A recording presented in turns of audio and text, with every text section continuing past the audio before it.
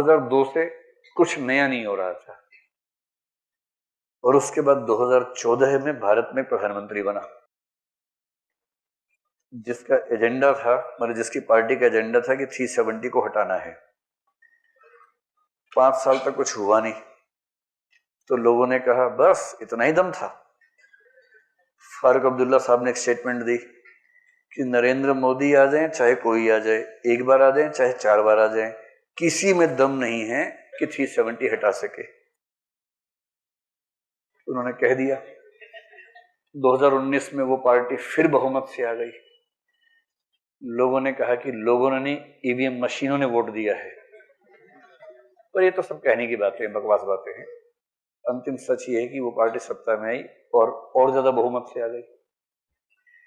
लेकिन अब मैं आपको समझा रहा हूं कि 5 अगस्त को क्या हुआ और कैसे हुआ। तो मैंने क्या किया है कि भारत सरकार ने जो जो किया है, मैं सारे डॉक्यूमेंट्स का प्रिंट आउट लेके आया हूं साथ में, ताकि आपको एक एक लाइन उसकी पढ़ के बताऊं कि क्या किया है, कैसे किया है। बहुत इंटरेस्टिंग है। मतलब कम से कम 100-200 वकीलों का दिमाग पूरा लगाया गया होगा, उसके बाद जाके ये रास्ता निकाला गया होगा। और इसको पढ़कर मेरी समझ ये कि जुडिशियल रिव्यू में कुछ नहीं होने वाला है। मेरी समझ ये है, जो गलत हो सकती है। जब 2014 में ये सरकार लाई थी एक संविधान संशोधन अधिनियम, जो जजेस की अपॉइंटमेंट के लिए था, जुडिशियल अपॉइंटमेंट बिल जो था ना, तो मेरा मत उस समय ये था कि सुप्रीम कोर्ट इसके रिव्यू में से खारिज करेगा नहीं, पर सुप्रीम कोर्ट ने खारिज कर दिया, तो मेरा मत गलत हो सकता है। इसको लेके मेरा मत है कि सुप्रीम कोर्ट कुछ बहुत ज्यादा करेगा नहीं। क्यों नहीं करेगा वो समझेंगे, पहले समझिए क्या किया इन्होंने। सारे संकट की जड़ ये थी कि 370 को हटाने के लिए 373 का रूट था।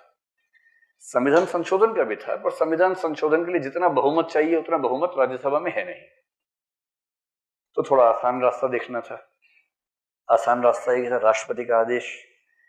राष्ट्रपति के आदेश के लिए वहां की संविधान सभा की रिकमेंडेशन सही थी 373 के तहत। अब मैं आर्टिकल्स का नाम बोलूंगा, उम्मीद करूं कि आप समझ पा रहे हैं।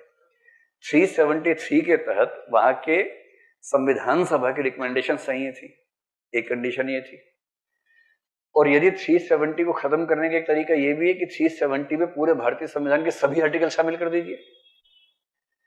अगर आप 371B या 1D का इस्तेमाल करें, 1B में आदेश निकाल के अगर कह दें कि भारतीय संसद की सारी शक्तियां लागू होंगी, आपको ध्यान है, 1B संसद की शक्तियां और 1D संविधान के आर्टिकल्स, या 1D के तहत आदेश निकाल के ये कह दें कि भारत का पूरा संविधान लागू होगा, तो उसके बाद 370 के होने ना होने का फर्क ही नहीं पड़ता उसके बाद। तो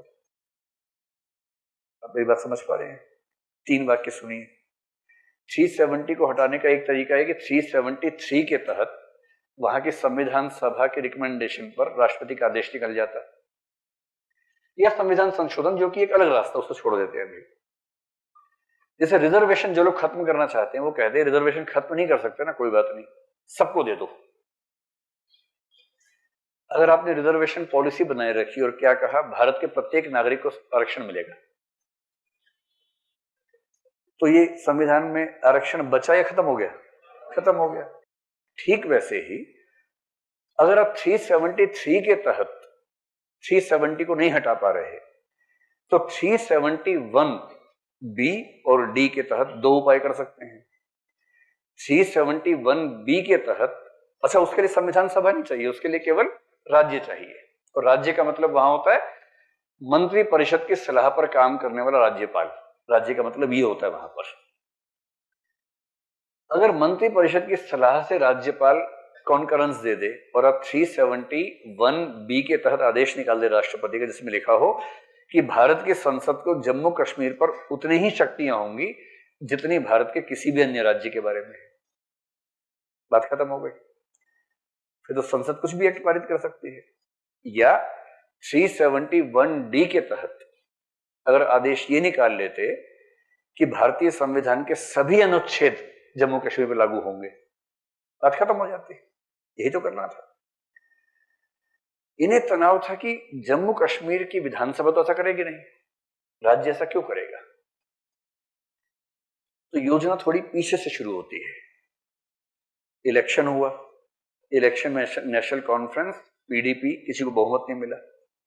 बीजेपी ने जम्मू में लगभग सारी सीटें जीत ली, लद्दाख पे कब्जा कर लिया। ऐसी स्थिति जिसमें बीजेपी के समर्थन के बिना दोनों में से कोई पार्टी सरकार में नहीं आ सकती है, और वो दोनों आपस में समर्थन कर नहीं सकती हैं क्योंकि उनका एक दूसरे के साथ दुश्मनी का संबंध है, प्रतिस्पर्धा का संबंध है।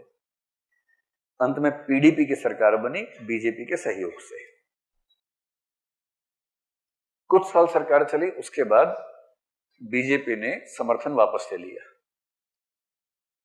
समर्थन वापस लेने के बाद कोशिश की गई कि नया कोई सरकार बना ले, और उसी समय एक ऐसे व्यक्ति को राज्यपाल बना के भेजा गया जो इन सब चीजों को लेकर एक्सपर्ट है, सहज है, कॉन्फिडेंट है, आत्मविश्वास से भरा हुआ है, सत्यपाल मलिक।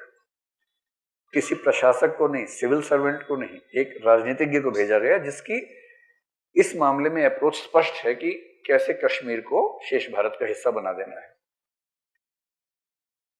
सरकार गिरी, बहुमत नहीं था। उस समय कहते हैं कि एक दो लोगों ने कोशिश की सरकार बनाने की, जिनके पास 2-3 विधायक थे, और ये कहा कि बीजेपी के सहयोग से हम बना लेंगे सरकार। बीजेपी की बहुत इच्छा थी भी नहीं, और राज्यपाल ने केंद्र को सूचना भेजी कि अगर ऐसा करेंगे तो भी हॉर्स ट्रेडिंग बहुत ज्यादा होगी, खरीद फरोख्त बहुत ज्यादा होगी, भ्रष्टाचार बहुत ज्यादा होगा, तो मेरी राय है कि अब राज्य का शासन ठीक से चलाना संभव नहीं है। 20 जून 2018 है, राज्यपाल ने राय भेजी, और मैं कहना चाह रहा हूं कि ये जो राय है, इस राय के समय मेरा अनुमान है कि कम से कम 3-4 लोगों की योजना बन चुकी थी कि अगले 1 साल में काम कर देना है। ये मेरा अनुमान है, कोई मेरे ऊपर केस ना करे इस बात पर, ये मेरा अनुमान है, मुझे ऐसा लगता है, क्योंकि डॉक्यूमेंट्स पढ़ के कुछ और निष्कर्ष निकाल नहीं पा रहा हूं मैं। अच्छा, मैं किसी पार्टी का समर्थक नहीं हूं, तो मुझे फर्क नहीं पड़ता कि पीडीपी, बीजेपी, कांग्रेस कौन क्या है। मैं तो जो संविधान और एक्ट कह रहे हैं उसकी बात आपके सामने रख रहा हूं। तो जब ऐसा हो गया तो जम्मू कश्मीर संविधान के अनुच्छेद 92 के तहत 6 महीने का आपातकाल लगाया गया। ये कंडीशन होती है, वहां पर लगाना ही था। 6 महीने आपात चला, कोई नई सरकार बन नहीं पाई। कैसे बनेगी